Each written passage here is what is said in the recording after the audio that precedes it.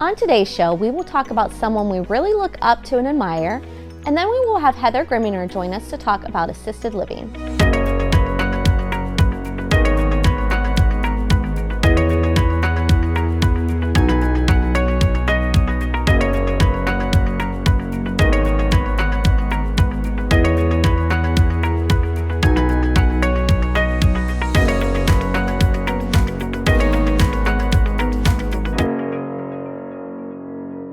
By the time this airs, I will have taken my very first cruise.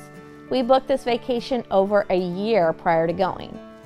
Very little planning went into this trip 12 months prior, although there were some thoughts. But the last 3 months, all I've been doing is planning, researching, and thinking about every little detail. And the excitement has grown every day. I am for sure a planner and someone that likes to know all the details. Because this would be my first cruise, I read several articles and even watched several videos about what to expect, what to pack, and even the layout of the ship. By now, I actually feel like an expert even though it's my first time. But here's the thing. I've prepared as much as I can, and yet there will still be unknowns or things I didn't expect at all. I've done all I can do at this point. And such is life. And really, that's how our walk with God is. We should prepare and plan by reading His Word. We should get to know our Creator through prayer and worship.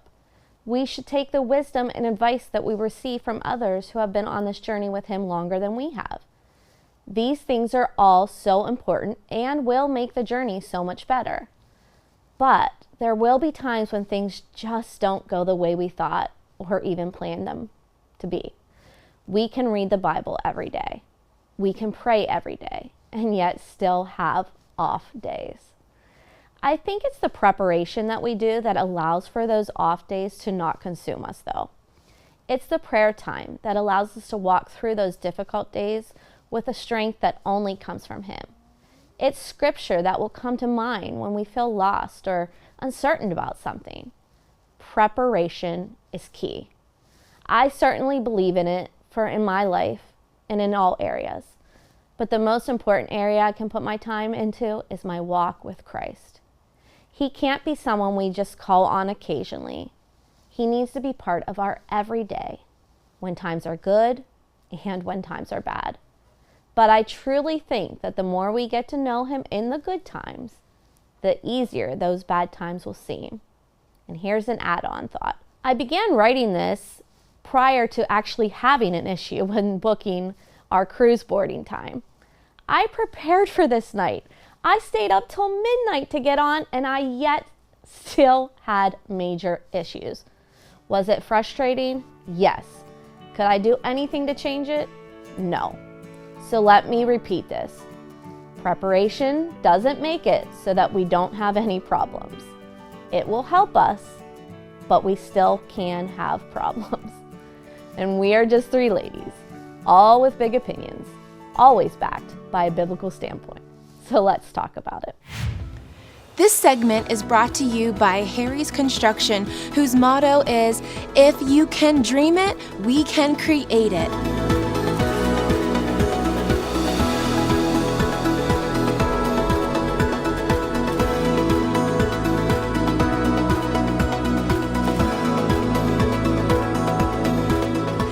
They are the kitchen and bath design experts, so call Harry's Construction for all your remodeling needs.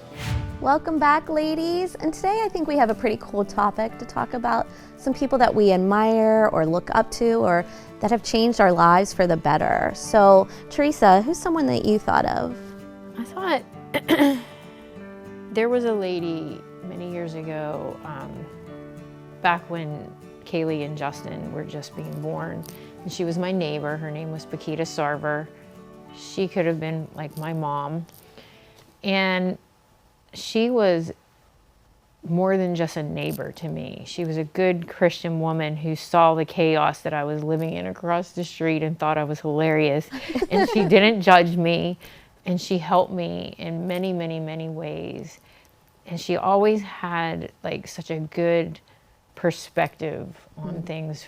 And was able many times to bring me back to center when I was young in my 20s and just, and here she is today. She's probably in her 80s, and we're Facebook friends. She's Facebook.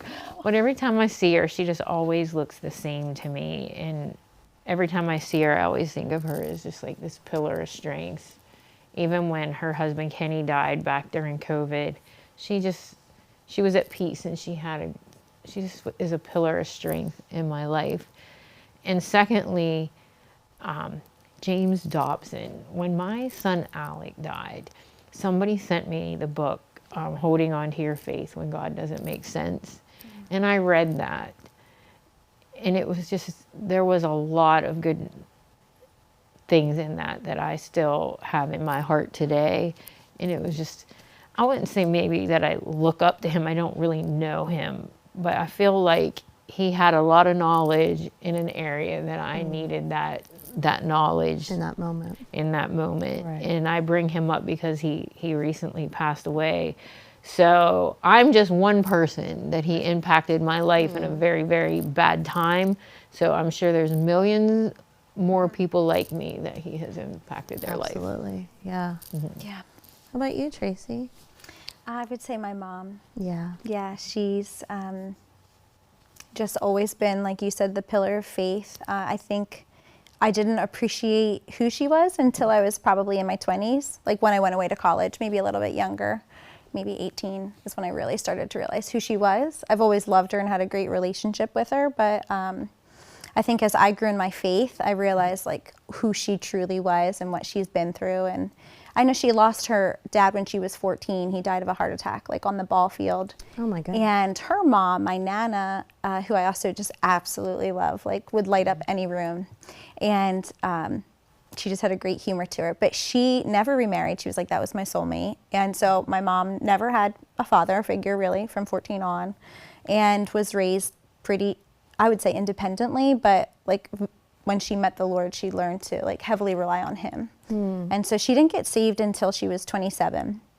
So she had already married her high school sweetheart, my dad, and they are still married. I believe it's like 40 years or something wild, or close to it. And they've been through so many things, but she has never wavered in her faith. And right after, a month after I got married, my brother tragically went missing, and then we ended up finding out that he had passed away. And the way that she handled herself through losing her firstborn son and dealing with a lot of really, really, really hard things in life. There was so many other factors in that season of life, and she never once questioned her faith. Like she's just shown me such strength. And she just reminds me of that steadfast woman of faith. She, wakes up before the sun, and she's in her word. And she's also a journaler, and she's always like a prayer warrior.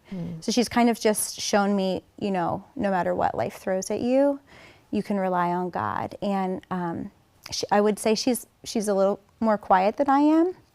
Her personality is different, but she is so influential, and she's been able to, she continued to work as labor and delivery nurse through, losing her son, and she took a little time off, and there were some other things going on with my other brother and life, right? But she was able to then help all these women at work, and now she has a Bible study with, just women like from the nurses that have come over, and some doctors have come, and she's kind of just like that calm, quiet, steady voice of reason and wisdom. And like sometimes when I call her, I know that she may not give me the answer that I want, but I know it's the answer that I probably need, because she's so prayerful that she wouldn't speak with like hasty, like rash decisions. She would speak with wisdom. And so I really look up to her. I admire her tremendously for that. And she's helped me with all of my babies. She takes 2 weeks off, like comes out after my C-section. She takes great care of me and feeds me and cooks and cleans, and all the areas of life. I really admire her for who she is. Beautiful. Yeah. I know you're going to say your mom. What? I know you're going to That would be like the... No. I do have her down, actually. Me and my mom don't always have the closest or best relationship. We're very different. No, but there's things about your But mom there are you things love. about the one. She is a prayer warrior, and she spends hours in her word. Yeah. And I will take that from her forever, because that is so important in our walk with God. And sometimes as Christians, I think we can push that aside for other things. And she has shown me the importance of that, to be in the Word and to be prayed and to be faithful with that.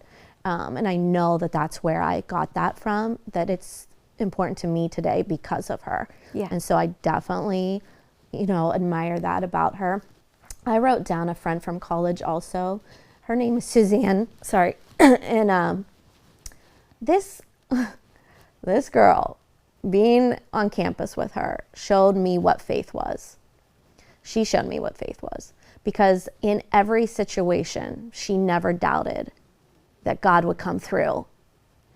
She would lose something, and immediately her first response would be to pray, and it would be found. She would have an issue with something, and her immediate response was, I'll pray because my God will answer, and I have faith that he will. And that's how it was for her. Yeah. It didn't matter what came up against her life. She knew who immediately to go to, and she had faith that he would answer. And I've taken that from her and want that as part of my life, as I saw it unfold in her life. She, her first child was stillborn, and they prayed, and I remember millions actually prayed, because they put it out to the Pendel conference, because that's when it was happening. And millions prayed, and that baby was stillborn. And that was a really hard thing for me, because I was like, man, this is a woman of faith. This is a woman who has served you and loved you and walked with you so faithfully. Yeah. And millions prayed. And what I saw after from her spoke volumes. And it still does to this day, because she didn't walk away from God. She didn't question God in it. She praised him. She worshiped. And I don't know how you do that in a moment like that, but she did. And so I saw it in the good times, but I saw it in the bad times, that she had faith. And I want that, and I want that kind of walk like she had. So she is a person that I always think about when it comes to my walk with Christ. And she left that legacy, at least to me, and I know she's leaving it to our kids. And so those are two people that really come to mind for me. I mean, honestly, as cliche as it is, I actually think, I probably hate to admit it, but I do look up to my husband, John, because he has some very, very strong characteristics. He's a natural born leader, and he has a command presence, which can be intimidating to people. But behind all of that is like this heart that is so soft and tender and caring towards people. And he just is a guy who just, by nature, he demands respect, but he would, I'm going to tell you, I would be broke if I listened to everything he told me to do. He would give up our house. He just, here, give it away. Such a sweet spirit about him. There is, and I have to share that, because not everybody gets to see that. Right. Yeah. I think it's important that we find those people that we can grow from and glean from. You know, it's important to have those, and then it's important that we do the same for others. You know, not only do I want to glean from others, but I hope that others want to imitate their life after me. Now, not everything, because I know there are things that still need a lot of work, but I hope there's something there that people say, you know what, she had faith when she went through that, or she had joy when that was happening. And so we need to also be those people for the next generation that's coming up. And that's my hope. And that's my hope even as we do this show, that people are gleaning and learning from us in the struggles and the hard times, and seeing, hey, you can still walk it out because of who Christ is and who God is in our lives, you know. And I'll just end with this verse. It says, remember your leaders who spoke the word of God to you. Consider the outcome of their way of life and imitate their faith. Hebrews 13:7. May we imitate the faith of those that we walk alongside of. And when we come back, we will have our guest for the day. Since 1929, my family has helped keep your family at home. Ask for Dick's Home Care. I don't allow my disability to stop me from living the life I choose. Dick's Home Care has provided me with everything I need to be mobile. Don't let mobility challenges hold you back. Call today to learn how Dick's Home Care can empower you to live life on your own terms. Call the leader in home health care equipment, Dick's Home Care. Welcome back to Let's Talk About It. And today we have something I think is important to get out there and some information, just especially as we get older or we have parents that are getting older, some of the healthcare things. But before we get into that, just introduce yourself and let us know a little bit about you. Sure, my name is Heather Grimminger. I am married to my high school sweetheart of 27 years, Gary. Fun. And I have a 21-year-old son, Brendan, who's engaged to be married, and looking forward to adding Piper to our family. And I have a fur baby named Joby, who I spend a lot of time with and brings me a lot of joy. Aww. And we are neighbors, so that's fun. I don't know if they would say they're lucky to, but they do. And they have a beautiful son and a family. Yeah, absolutely. We love you guys. But I wanted to bring you on today because you work in the healthcare system and you've seen a lot of things throughout the years, especially around COVID. I know you saw a lot of things. Yeah. And not only that, you now have a mom who has to be in a facilitated care system. Just so you have a lot of knowledge that some of us could use, yeah, for sure, because I don't know a whole lot. I don't really know a lot. So let's go first with, before your mom was put in a place, let's just go with you working in the system and what that's been like for you over the years. So I started in the system. I had a grandmother who had a stroke and really fell in love with the rehab process of getting people healthy, well, back home, back into their living system. So from there, I decided, well, I'm going to get into physical therapy. It was a natural process. So I became a physical therapy assistant. I never knew that, actually. I worked in a long-term care facility as a PT assistant for 13 years. Wow. And I wanted to be able to make a bigger difference in people's lives that I couldn't do from the physical therapy side. So I went back to school and got my degree in long-term care management and became a nursing home administrator. And really the role of the administrator is to oversee everything in the facility, to make sure that they get fed, they get clothed, we have enough staff.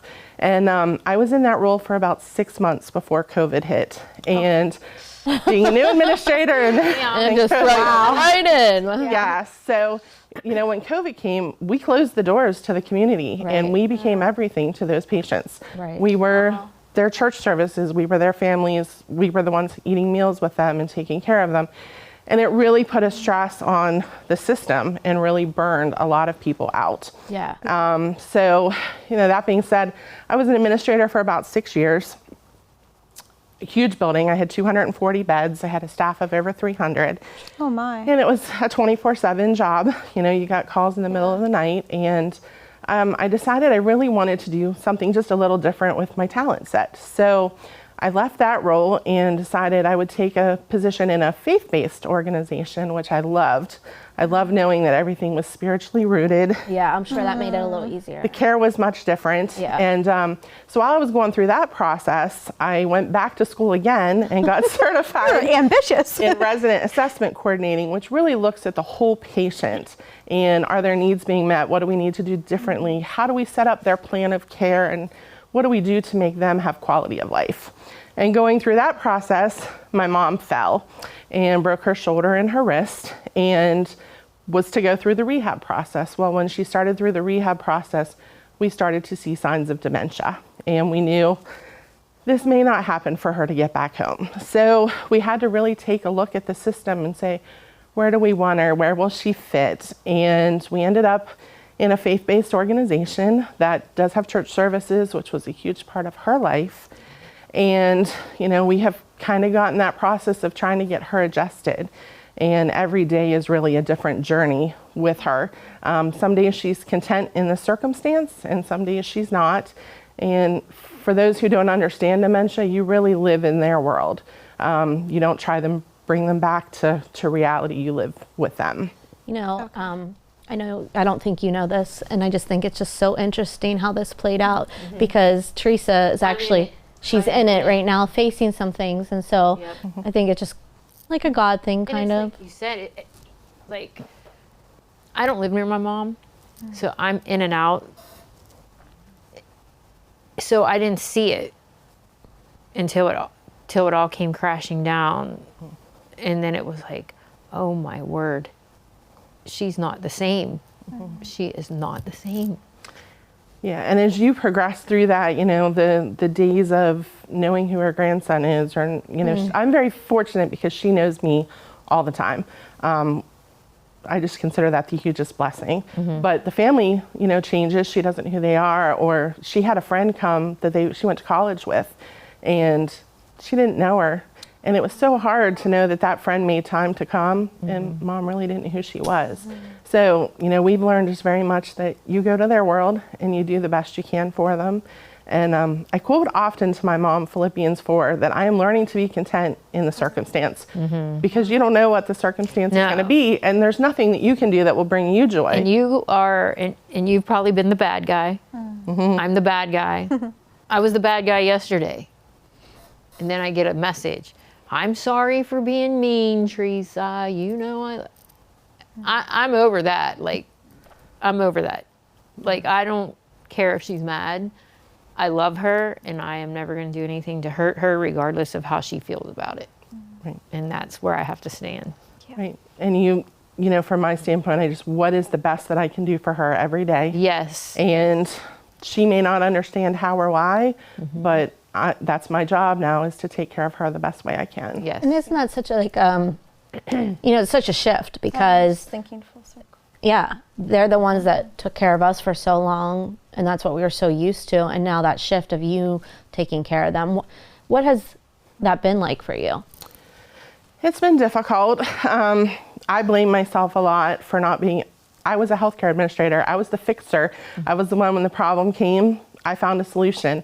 And I found in this situation, this is one thing I can't fix. So it's very frustrating for me. But I've gotten to the point where I know now I structure our visits. I bought a devotional book we read together, because that is one thing that she will find calm and she'll find peace when we read the scriptures. And everything else can go awry, but those 5 minutes that we spend, most of the time she's calm and quiet. And, you know, I even down to picking her food. I pick her food every week. I fill in her menus, and we talk about what she likes and what she doesn't like. And it's just, it's full circle to see how she cared so well for me. And now here we are. And there's a lot of days where I just miss my dad, who was that other buffer to really help with her. And now it's just me. Yeah. That's right. Yeah, it's a lot to take on, and I think, I don't know if anything can prepare us, really, for when that comes. No, because as long as everything is status quo, I was just bopping through life, really taking a lot of things for granted, and I can no longer do that. I am not bopping through life anymore. My life is pretty structured right now. And I live 3 hours away from my mom, so imagine that. And I'm her only child. And that's a lot to do on the phone.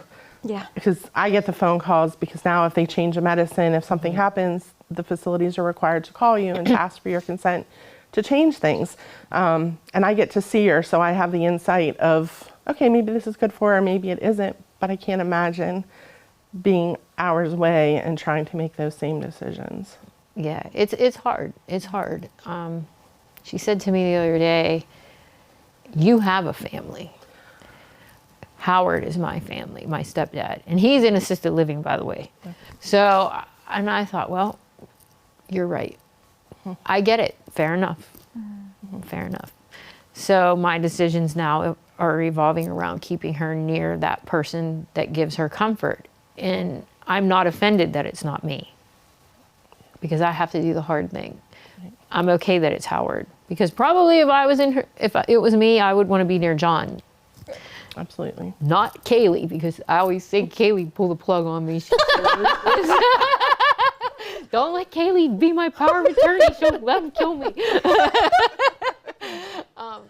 Yeah. Oh my. So I mean, it's stressful. I can't imagine the stress. I can't imagine the heartache of that. I'm not there yet, thankfully, you know, but I do want to know and be prepared and kind of understand where that comes from. So I enjoy, not enjoy is not the right word, but learning and just kind of Because it will be coming. It's a circle of life, and unfortunately, it's kind of a sucky one, really. Yeah. My heart breaks for you, and you and I will talk later about all this. Yeah. We could hold each other up. That's great. I hope you guys do, and I'm so thankful that you could come and share with us and just a little bit of what's going on and how it works and what it looks like, and hopefully that will help someone else that's facing the same thing.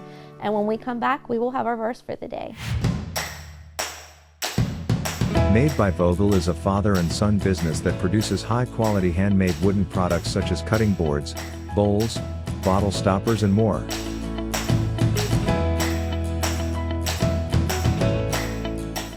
Products for sale can be found on their Etsy site or in downtown Altoona at the Clay Cup.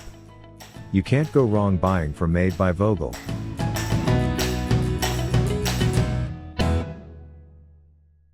Next time on Let's Talk About It, we'll discuss pet peeves and we'll have Laurie Yoakum as our guest. We first started with just a co-op, like 1 day a week. And then we realized we really needed more support than even just that. Then they go off to their classes. So we do the 5 main core subjects. We include Bible. So Bible, history, math, science, and language arts. And then they have lunch and recess, and it does look like a typical school day.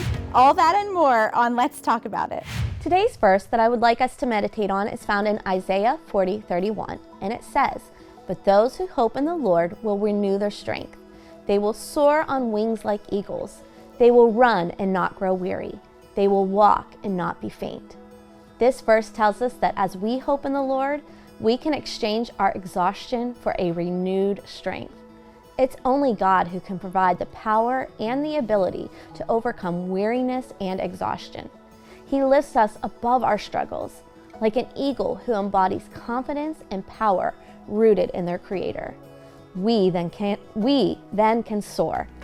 So let's be Christians who soar with a hope that's in Christ. And until next time, let's talk about it.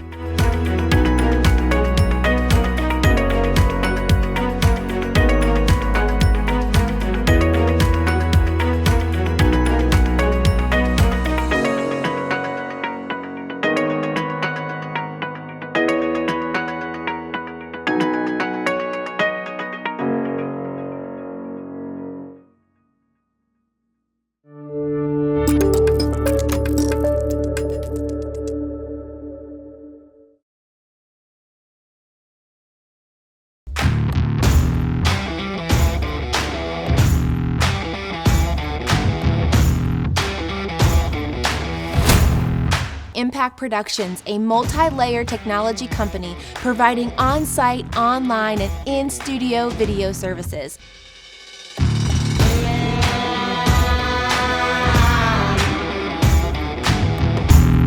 Contact Impact Productions to capture your story. Dick's full line of mobility products, including manual wheelchairs, custom manual, power wheelchairs, and scooters for both adults and children. Call the leader in home medical equipment, Dick's Home Care.